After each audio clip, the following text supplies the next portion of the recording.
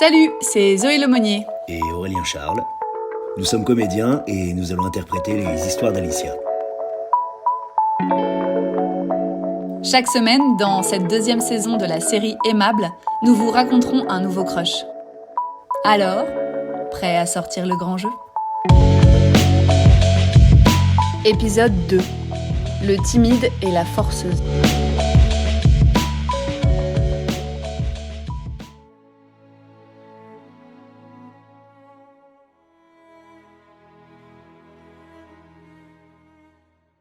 Le souffle court, les yeux exorbités, les mains moites. Le premier rang de l'amphi se consume pour les chevilles,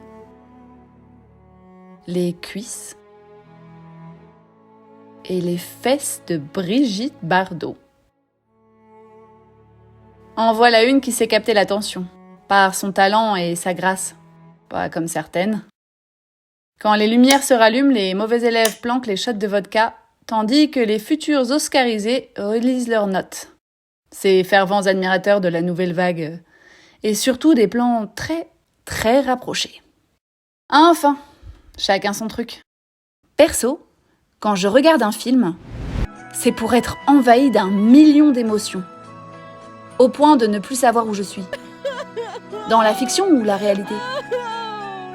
Parce que j'ai besoin du cinéma autant que d'air et d'adrénaline. Et s'il y a un beau gosse à l'affiche, je dis pas non. Ce n'est pas pour disserter sur 100 pages ni bouffer mon stylo en cherchant un sens à la moindre image. Le prof attend nos réactions. Alicia ? J'ai trouvé certaines scènes excessivement longues. Silence de mort, je suis rouge de honte. Mais c'était peut-être une façon de mettre en relief la beauté de la vie. Quoi j'ai rien trouvé de plus intéressant à dire. Et alors ? Un film, c'est fait pour être ressenti. Et moi, je ressens avec mon cœur, pas avec ma cellule grise. Cette passion sensible me fait souvent défaut auprès des autres étudiants. Ils sont polis, mais je vois bien dans leur attitude que mes goûts artistiques ne font pas l'unanimité. Personne n'a l'air de vouloir de l'imposteur, l'étudiante en carton, la groupie de seconde zone dans son groupe de travaux dirigés. Surtout que tout le monde est déjà certain de réaliser le court-métrage du siècle. Mon Dieu, mais que feraient-ils de moi s'ils apprenaient que j'ai séché les cours pour aller à l'avant-première de Twilight 5 ? Je serais probablement fouettée en place publique.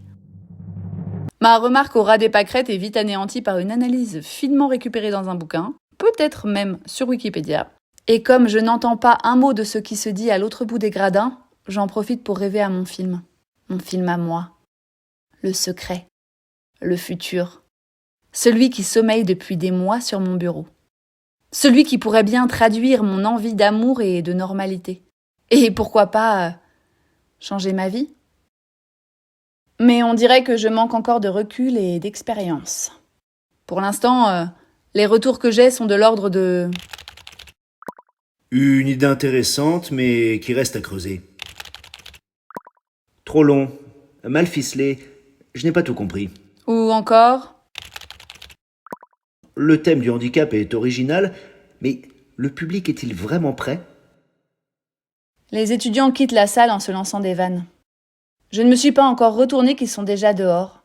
Loin, très loin. Sûrement dans la 4e dimension, réunis par groupe de 10, clamant des citations philosophiques dans des vapeurs de bière tiède. Ma priorité en arrivant à la fac, en plus de réaliser le prochain film de Robert Pattinson et de fumer un joint, c'était de me faire des potes. Des vrais potes. Avec lesquels organiser des beuveries et des courses de caddie dans les supermarchés.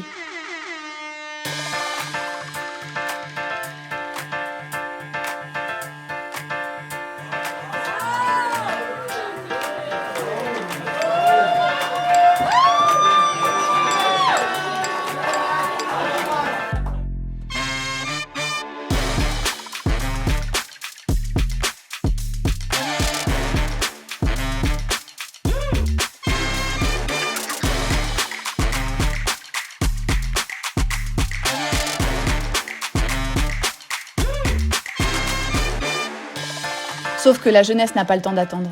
Le temps que j'arrive à faire fonctionner l'ascenseur capricieux, chaque étudiant avait déjà trouvé sa bande. Très vite, j'ai compris qu'il y avait 2 catégories. Les étudiants qui sont là par hasard, reconnaissables à leur absentéisme maladif, et les adeptes de la masturbation intellectuelle qui en savent plus que tout le monde.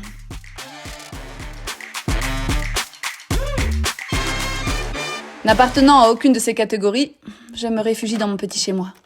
Un studio de la taille d'une cage à poules. Une petite porte sur la liberté que j'ai ouverte sans vraiment savoir ce que je faisais.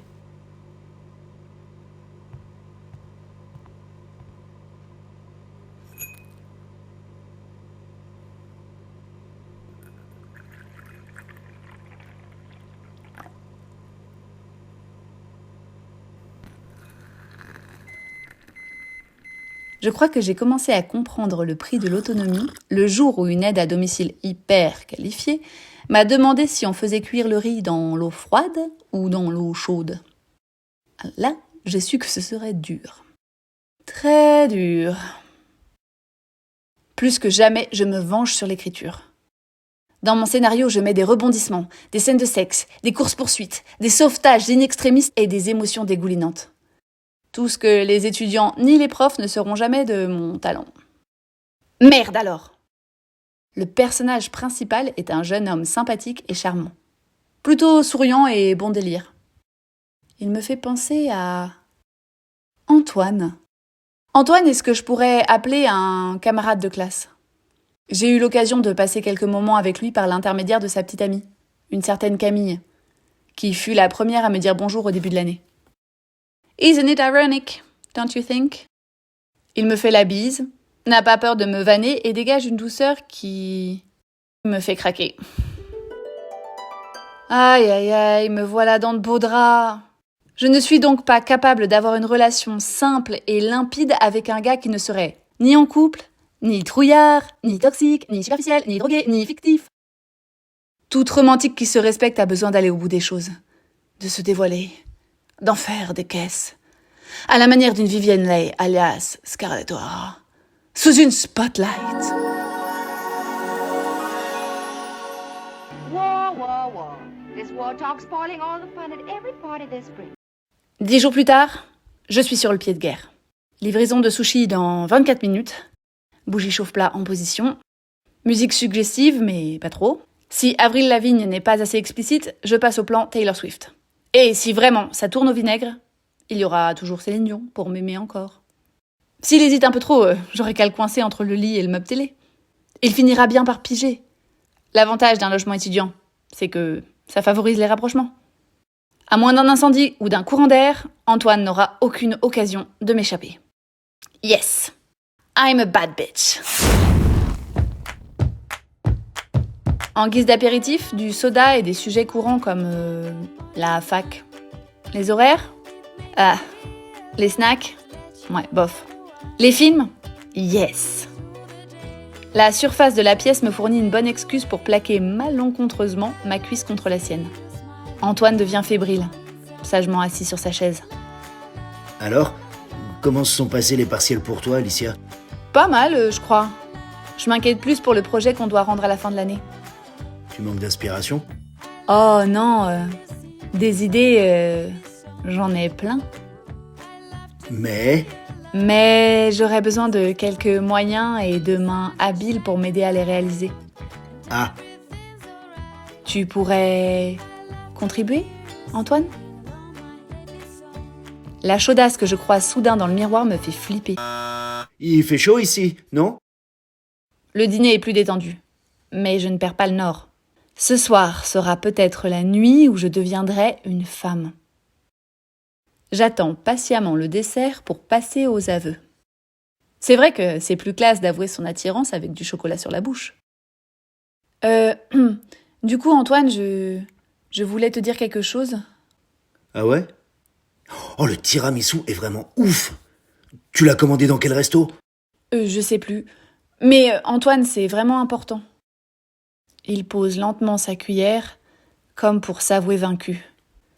Je sais plus si c'est une bonne idée tout à coup. Tu ne te doutes pas un peu de ce que j'ai à te dire? Non. T'es sûr? Franchement, ça m'aiderait. Bon, alors, j'ai discuté avec Camille hier et elle m'a fait comprendre que tu m'aimais bien. Enfin, quelque chose comme ça. Bien, comment? Je sais que tu ressens plus que de l'amitié pour moi. Et je t'apprécie beaucoup, Mais... mais je partage pas ces sentiments. On est amis, non? Pitié, pas ça! Pas cette phrase qui va encore résonner pendant des mois entre mes deux oreilles. Tout à coup, plus rien. L'ambiance a radicalement changé et j'ai même l'impression que la musique s'est arrêtée. Antoine m'annonce que son père l'attend dehors, alors je réagis. Avant que tu partes, j'ai une dernière chose à te demander. Je t'écoute.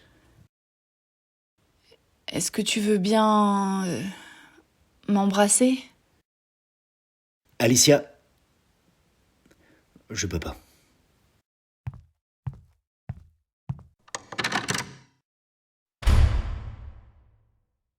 Antoine claque la porte et comme par hasard, Birdie prend le relais avec Skinny Love.